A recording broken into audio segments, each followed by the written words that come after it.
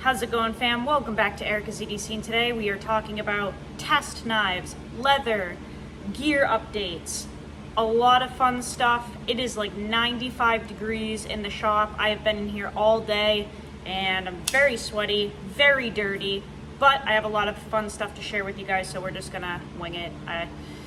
What are you gonna do, right? It's really hot. Guys, I've been using a lot of stuff lately and I've been crazy busy with the Leatherwork, so I want to give you an update on the testing that I've been running between the S110V and the S125V, which it's really not going to focus on that stamp, but this is S125V. I've been using them head to head, lots of testing, so I want to go over my findings with these. I also want to show you a new knife that came in that's really exciting. I showed it on a live, but I haven't showed it on the channel, I don't think.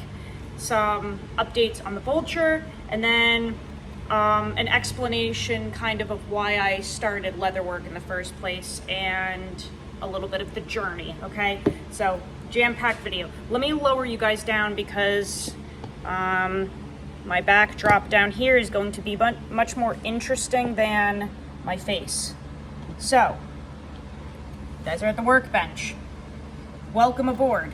I have been using these two knives right next to each other every day for about a week, I would say.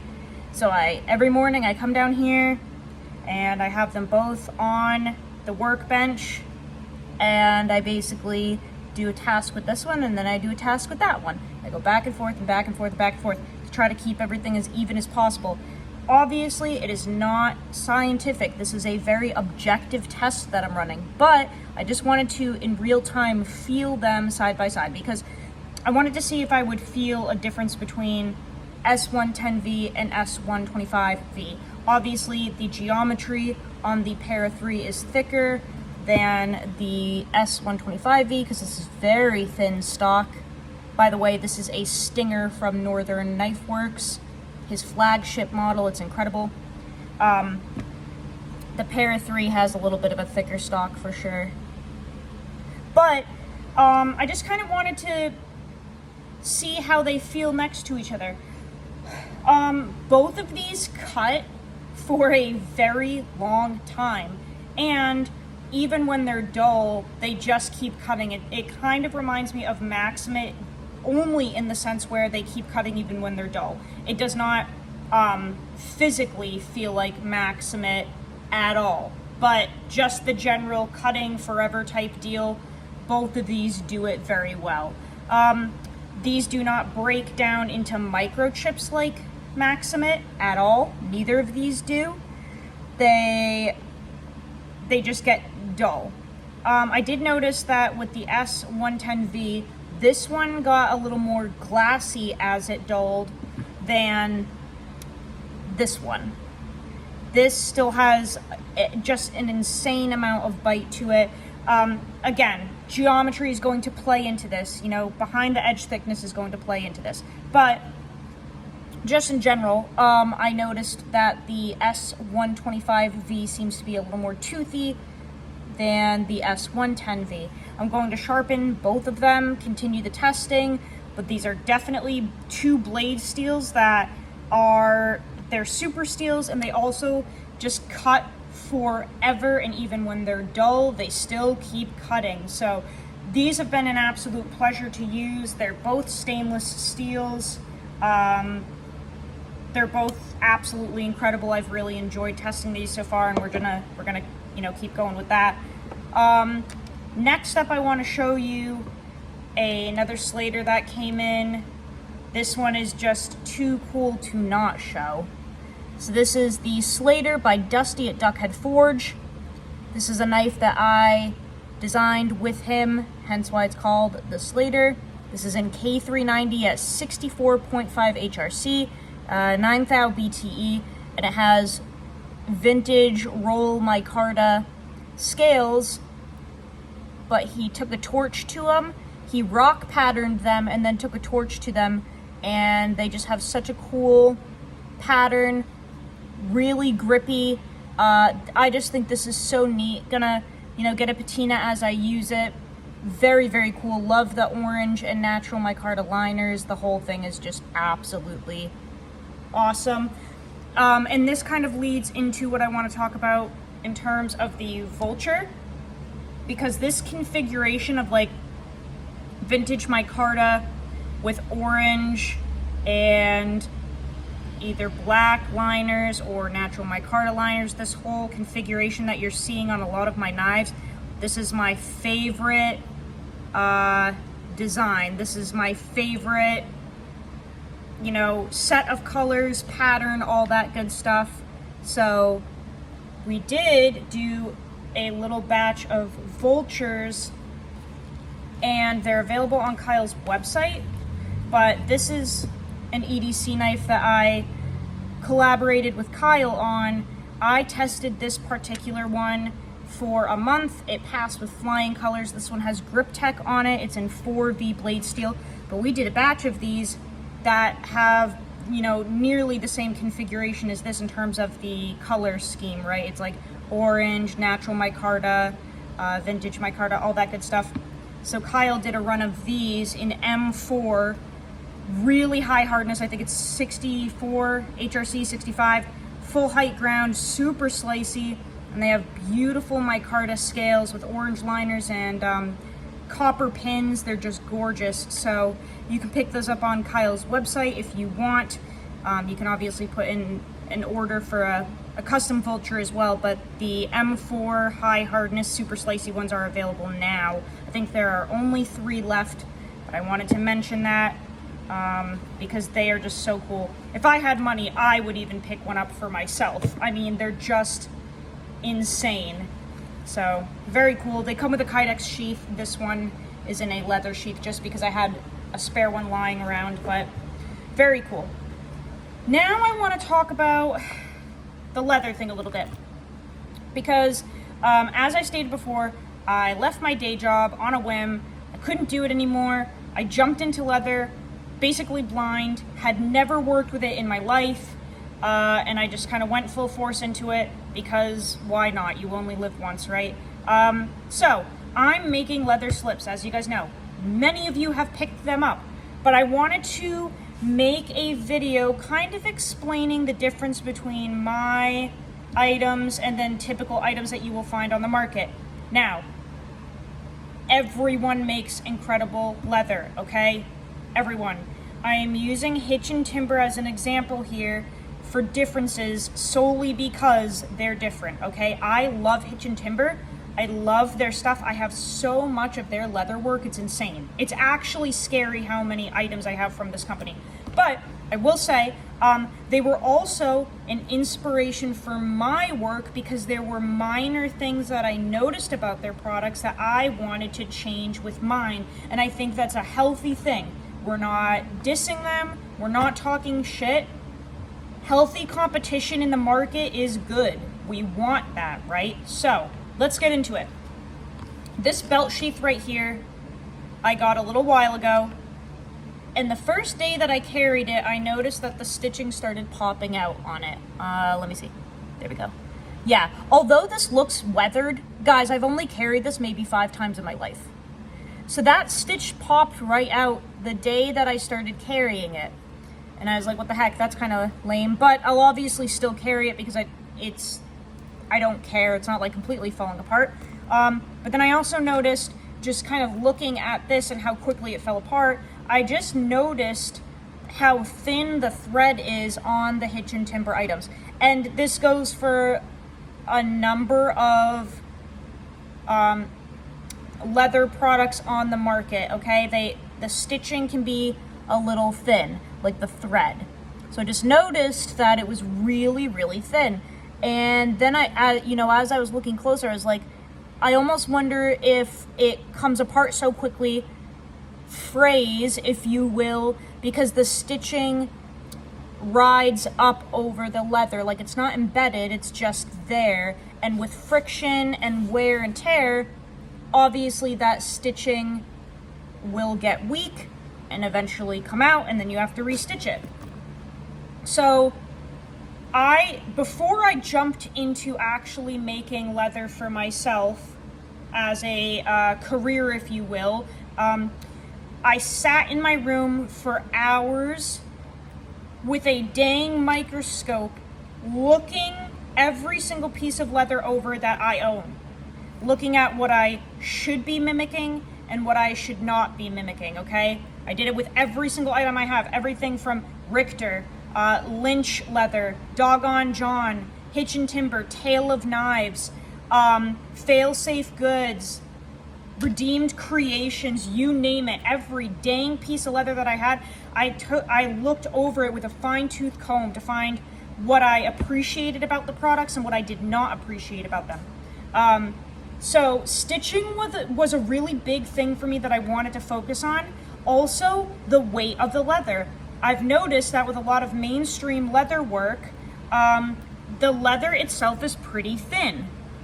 And I've always been a big fan of thicker leather for pocket slips, but I just thought this was a little lightweight, a little flimsy, and the experience that you get from this leather isn't as memorable, and it doesn't last as long as some, heavier weight stuff. I really like Richter's slips, those thick ones that he makes, because they're like I don't even know. They've got to be like 5.5 ounce leather all the way up to I think he's used 7 or maybe even 8. He makes some thick stuff. So just things that I took note of that I wanted to apply to my own work. Okay. So with that being said, I started ordering my own leather. I get it from buckleguy.com and Rocky Mountain Leather Supply. I have a bug literally in my shorts that I just felt, sorry. So this is an example of a slip that I made. This is something that I made, I think my second day of leather work. Okay, so that my work has improved since then, but I'm just saying, you can kind of see the difference in thickness and the way it molds and the stitching. This is kind of a prime example of what I wanted to aim for. And like I said, this is from when I first started. So this is not, this is before I even had my stamps. Look, it's got the New Hampshire stamp, but it doesn't have my Slater logo. So this is what I wanted. I wanted an experience where you put the knife in and your product, your slip molds to the knife. See how that's completely sucked up in there? So it's kind of cool when you take the knife out and put it back in. It's almost like a Kydex effect. It with certain leathers, your knife will almost suction or snap back into place in the slip, which I really think is pretty cool.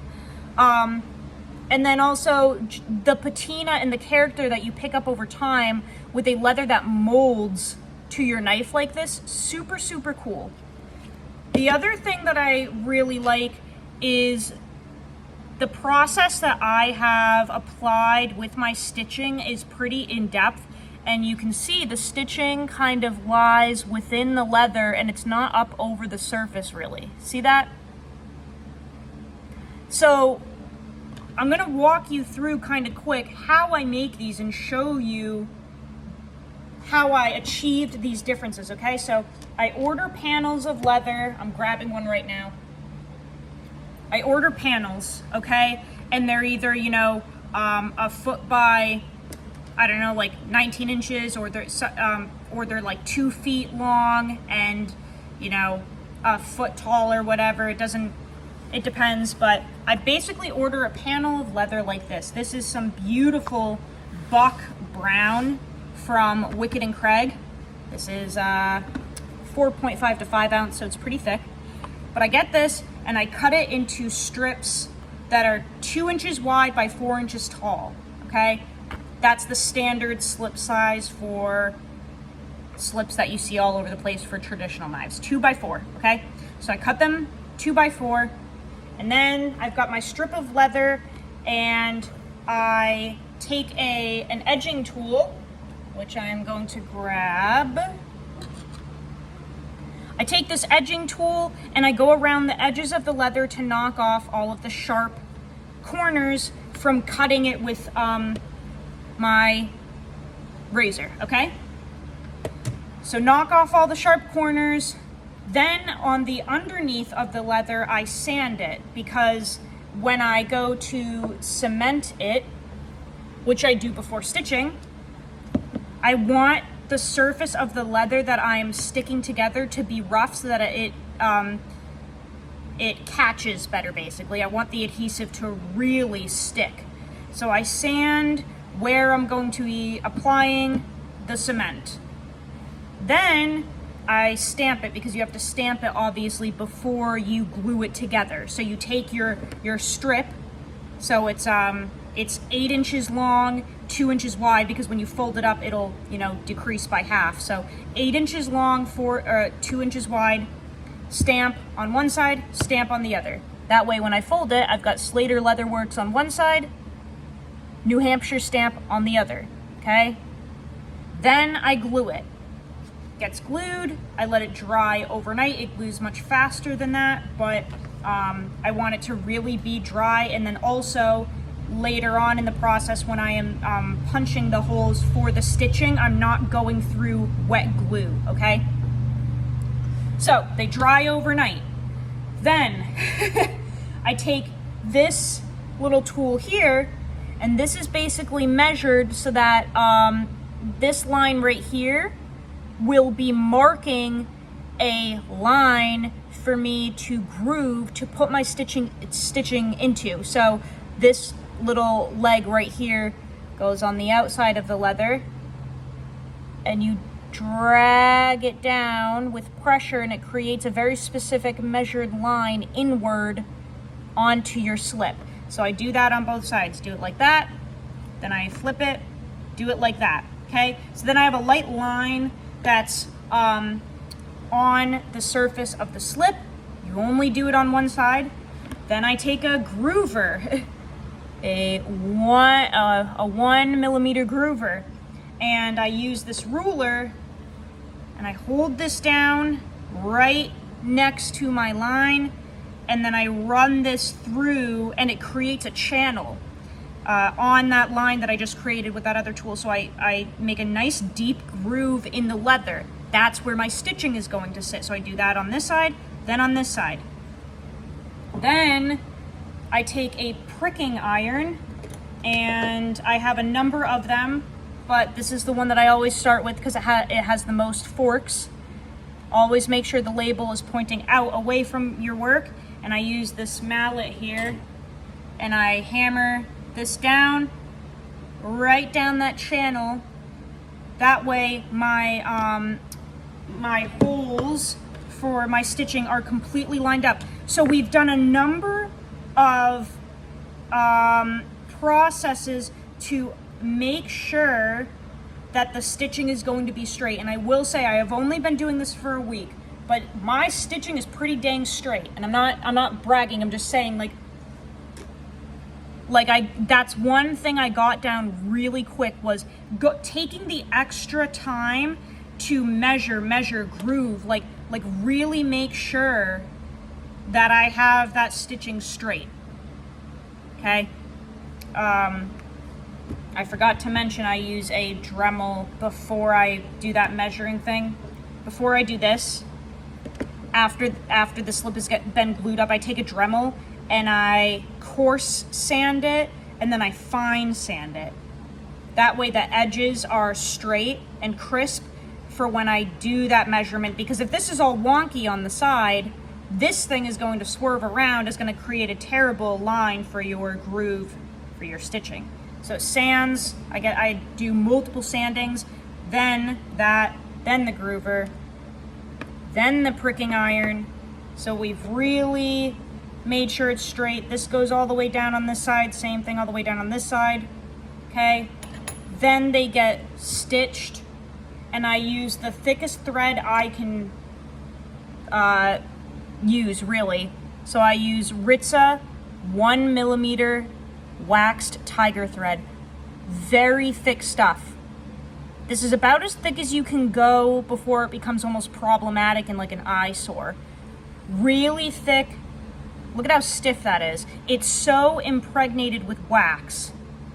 it stands straight up. So this is going to do a number of things, guys. This is going to make sure that your stitching is water resistant. It's going to be wear resistant because you have to wear through that wax before you even get down to the fabric of the cordage.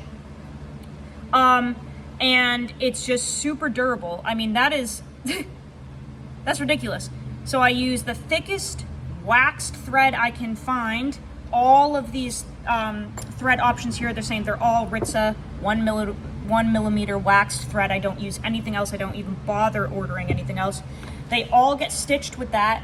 Then I do a fine sanding again after they've been stitched. So we go over them one more time with a really fine Dremel head to really smooth those edges out. Then it gets burnished, which I put Tokonol on it, use the burnishing stick, Dremel it with a buffing head, put Tokonol on it, use the burnishing stick, and then it's finally done. So my whole point is, that process per slip to bring it from this to this, it's time consuming, but it's worth the quality that you're getting. And I'm not saying my work is the best. I literally started a week ago and I had never done leather in my life. I have so much to learn, and every time I do a batch, I learn something. Still working on my edges, like still working on not making mistakes. The other day I picked up a towel to wipe the slip down before I shipped it out. I had something crusty on it, scratched the whole surface of the leather. Like, all that work for one stupid mistake. You learn something every time, you know what I'm saying? So we're getting there. We're getting there, but not bad for week one, and super durable. They're cemented. They're also wax thread with super thick threading. So that's the process. So my whole point, I guess, with that was that that's kind of what you're paying for with something handmade, made to order like this. It's the extra time, it's the thicker materials, it's the durability, I guess I just should say. I don't even order any leather that is thinner than 4.5 ounces. A lot of stuff that you see is 3. Everything I order is pretty thick. This is Italian Vachetta Almo, beautiful stuff. All the Wicked and Craig that I order is 4.5 to 5 ounces. These just got rough finished. They're gonna go through smooth or fine finishing before they get measured for stitching. These ones over here, which you can't see, I'm gonna grab one. These ones are ready to be prick ironed and stitched. See? So I try to make everything kind of crispy and just do the best that I can. Not all of them are gonna be perfect by any means, but that's kind of the process. So that's what you're paying for when you order something like this, and this goes for a number of makers out there that kind of price the same as me.